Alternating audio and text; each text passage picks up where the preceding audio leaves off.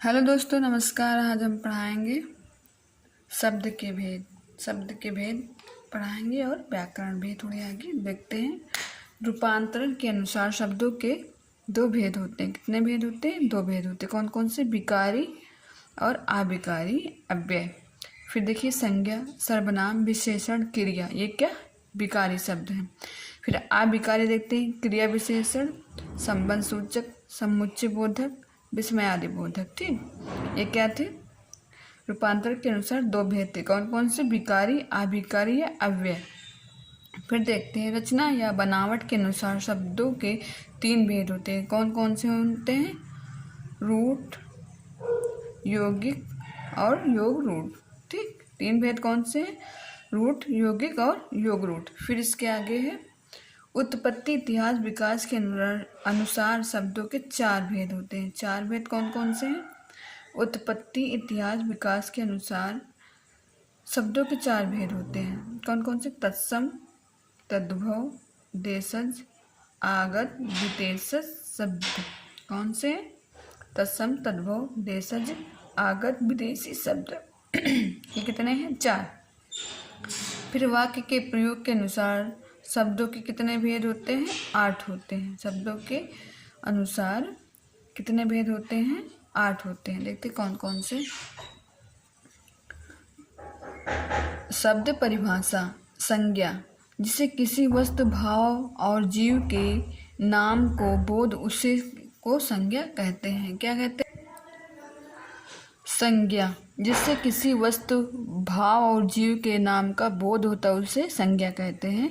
फिर सर्वनाम देखते हैं। सर्वनाम, संज्ञा के पहले आने वाले शब्द को सर्वनाम कहते हैं। फिर विशेषण है। विशेषण, संज्ञा या सर्वनाम की विशेषता बतलाने वाले शब्दों को विशेषण कहते हैं। फिर क्रिया देखिएगा, जिससे किसी काम का करना, होना समझा जाए, उसे क्रिया कहते हैं। किसको क्रिया कहते हैं? जिसे किसी काम का करना, होना समझा जाए, उसे क्रिया कहते हैं। फिर क्रिया विशेषण। क्रिया विशेषण में क्या होता है? जिससे क्रिया विशेषण अथवा अन्य क्रिया विशेषण की विशेषता प्रकट हो, उसे क्रिया विशेषण कहते हैं। फिर समुच्चय बोधक देखना। समुच्चय बोधक, जो शब्दों या वाक्यों को मिलाने वाले शब्द को समुच्चय बोधक कहते हैं। समुच्चय बोधक कहते हैं। फिर विस्मयादि बोधक का देखना। मनोविकार को उचित करने वाले शब्द को विस्मयादि बोधक कहते हैं। किसको कहते हैं? विस्मयादि बोधक, जो मनोविकार को उचित करने वाले को विस्मयादि बोधक कहते हैं। फिर अब संज्ञा देखते हैं।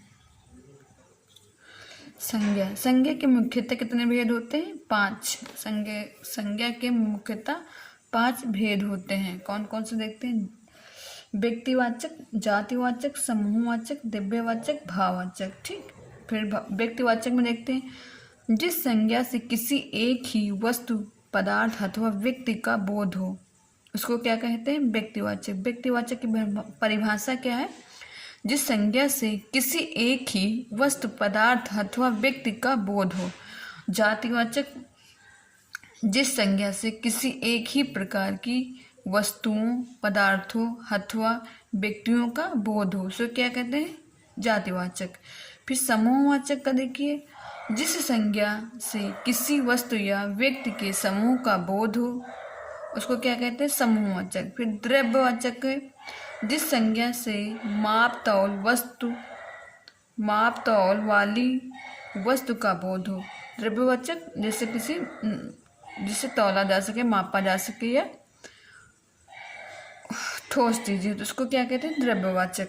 फिर भाववाचक, जिस संज्ञा से पदार्थ में पाए जाने वाले पदार्थ या गुण अथवा अवस्था अथवा व्यापार का बोध हो। भाववाचक में क्या होता है? जिसको हम गहराई से समझ सकते हैं या पा सकते हैं। जैसे जिस संज्ञा से पदार्थ में पाए जाने वाले गुण, धर्म या गुण, जैसे धर्म होता नहीं, कहते हैं हम इतने धार्मिक हैं, और गुण इतने ज्ञानी, इतने गुण हमारे अंदर, इतना सब कुछ जानते हैं, इसको क्या कहेंगे? भाववाचक। तो अवस्था अथवा व्यापार का बोध होता है। ठीक है, ये संज्ञा की मुख्यतः 5 भेद हैं। फिर आगे देखते हैं, द्रव्यवाचक एवं भाववाचक संज्ञा को प्रायः बहुवचन नहीं होता है। द्रव्यवाचक भाववाचक का संज्ञा का प्राय बहुवचन नहीं होता है। फिर संज्ञा के रूपांतरण या विकार 3 कारणों से होता है। कितने कारणों से होता है? 3 कारणों से होता है। फिर संज्ञा के रूपांतरण, परिभाषा, लिंग। लिंग का देखते हैं। लिंग का देखते हैं। संज्ञा के जिस शब्द से स्त्री या पुरुष की जाति का बोध हो उसको क्या कहते हैं? लिंग कहते हैं। लिंग जिस संज्ञा शब्द से स्त्री जाति का बोध हो उसे क्या कहेंगे? लिंग शब्द कहेंगे। फिर वचन का देखना। वचन विकारी शब्दों की जिस रूप से संख्या का बोध हो, विकारी शब्दों से जिस शब्द का संख्या से बोध हो। फिर कारक कहते हैं संज्ञा या सर्वनाम के जिस रूप से उसका संबंध वाक्य के किसी दूसरे शब्द के साथ प्रकाशित होता है उस रूप को कारक कहते हैं। कारक किसे कहते हैं? संज्ञा या सर्वनाम के जिस रूप से उसका संबंध वाक्य के किसी दूसरे शब्द के साथ प्रकाशित होता है उस रूप को कारक कहते हैं। तो देखिए हिंदी में लिंग के 2 भेद होते हैं। हिंदी में लिंग के 2 भेद होते हैं। कौन कौन से? पुल्लिंग और स्त्रीलिंग। पुल्लिंग और स्त्रीलिंग। फिर देखते हैं आगे। हिंदी में वचन के 2 भेद होते हैं। कौन कौन से? एक वचन और बहुवचन। लिंग के 2 भेद होते हैं, पुल्लिंग और स्त्रीलिंग। और हिंदी में वचन के कितने भेद होते हैं? 2। कौन कौन से? एक वचन और बहुवचन। एक वचन और बहुवचन। फिर देखिए हिंदी में कारक के 8 भेद होते हैं। हिंदी में कारक के कितने भेद होते हैं? 8 भेद। तो 8 भेद होते हैं जो निम्न है। फिर देखते हैं कर्ता कारक, कारक विभक्ति। कर्ता कारक कर्ता ने कर्म को कारण से संप्रदान को के लिए उपादान से अलग संबंध का के की रा रे री। फिर अधिकरण में पर संबोधन हे हजी हो इत्यादि संबोधन होता है। फिर देखिए सर्वनाम में केवल 7 कारक होते हैं। 7 कारक होते हैं किसमें? सर्वनाम में। कौन कौन से? इसमें संबोधन कारक नहीं होता। इसमें संबोधन कारक नहीं होते हैं, बाकी सारे कारक होते हैं। फिर देखिए सर्वनाम। प्रयोग के अनुसार सर्वनाम के कितने भेद होते हैं? 6 भेद होते हैं। सर्वनाम, परिभाषा व उदाहरण। पुरुषवाचक, पुरुषों, वक्ता, श्रोता व अन्य के नाम बदलने जाने वाला शब्द पुरुषवाचक कहलाता है। जैसे मैं, तू, आप, उसको क्या कहेंगे? पुरुषवाचक। पुरुषवाचक क्या है? वक्ता, श्रोता व अन्य। ठीक, उसको क्या कहेंगे? पुरुषवाचक। पुरुषवाचक क्या कहलाता है? मैं, तू, आप।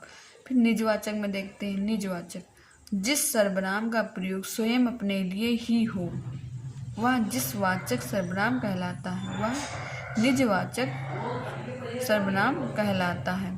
जैसे आप पुरुषवाचक, आप पुरुषवाचक आप से भिन्न, आप पुरुषवाचक आप से भिन्न है।